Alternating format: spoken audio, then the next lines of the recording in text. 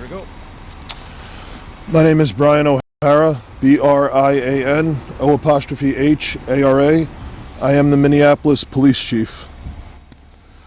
Early this morning at approximately 12:30 a.m., Minneapolis police received a 911 call for help from a man who reported that his mother had just had another individual point a handgun at her. The caller indicated that he and his mother then went outside of his residence, where once again they heard a gun rack, so they believed the individual was still outside. Minneapolis police officers wearing full police uniform and driving black and white marked squad cars responded to this scene. They arrived at about 12:34 a.m. They made contact initially with the caller and his mother, who confirmed that the suspect was a neighbor that they believed was inside of their apartment. The officers then went to the exterior door of that suspect's apartment. While they were outside, the suspect suddenly emerged from the residence with a handgun in his right hand. Police officers gave multiple and clear commands for the suspect to drop the weapon. The suspect did not comply. One police officer fired 2 rounds. No one was struck by gunfire, and no one was injured during this incident. The suspect was then taken into custody, and a black handgun was recovered.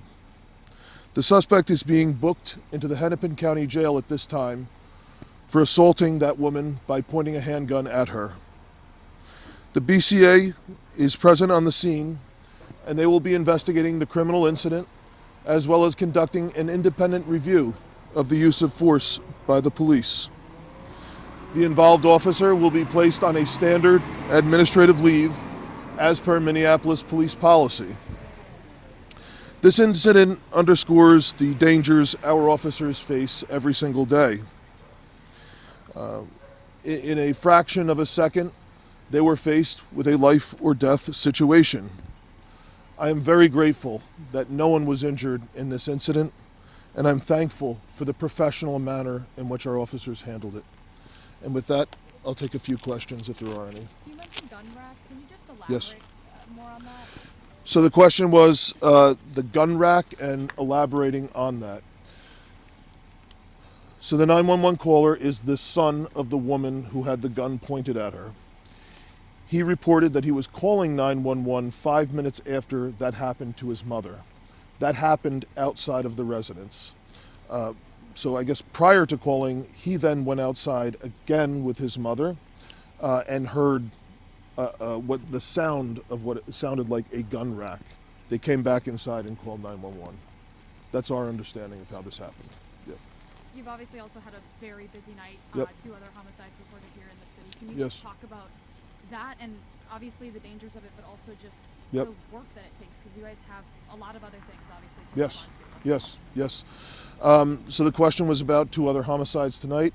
I gave the brief on that a couple hours ago. Those 2 homicides happened on different sides of the city. We don't believe, there's nothing to believe that they are connected, but they happened very closely together in a short period of time. And then, I guess maybe 2 hours later, this 911 call happened. So it is a busy night. We had a relative peace in terms of gun violence in the city. I think there had only been 1 shooting incident prior to these murders tonight, and unfortunately, over the last week, 1 incident in the last week, and unfortunately both of them were fatal. Our investigators are working both of those scenes. They have very good leads, and there's a lot of progress being made early this morning on those cases. And so that is very manpower intensive, as well as then when an incident like this happens, which requires resources and personnel. And at the same time, obviously, the city has just been dealing with so much over the last few weeks, which also requires attention. So it's been difficult, but again, the officers performed heroically on this scene, bravely, and I am just thankful and proud of how our members have been handling everything our city's been going through these last few weeks. I do have a follow-up question to kind of what you said, and I apologize if this is Sure. not something you can really touch on right now. Obviously, you did mention there's a lot happening in the city of Yep. Minneapolis. You're getting a lot of national attention right now with ICE here. Just personally, Chief, I'm curious, like having to deal with that, but then also having to manage an entire city Yeah. where things are clearly happening. I mean, Yep. can you just give me a personal statement on what that experience has been like for you? So the question was, with obviously, the immigration enforcement activity happening, how we're all managing that. For me, I have been around early, I guess, yesterday morning. It is at this point, and just observing how our officers and supervisors are trying to monitor these situations, trying to screen calls, trying to observe from afar on camera footage, trying to just keep everyone safe. And I think their sentiment exactly is part of what you said in your question. They have felt like all of this has been so much to manage, and they still have their actual job to do. This is our job. This is what we're here for. We're here to protect everyone in the community from people who are committing gun crimes, violence in the city, robberies, and all that kind of thing. So I do know it wears on them. That there's just so much going on. Well, we're trying to do our basic mission to be the police for the city. For you, Chief, why is transparency important with situations like this? So transparency obviously is critical, and so that's why we also want to try and make sure that we are as accurate as possible. And so I reviewed all of the information that we had,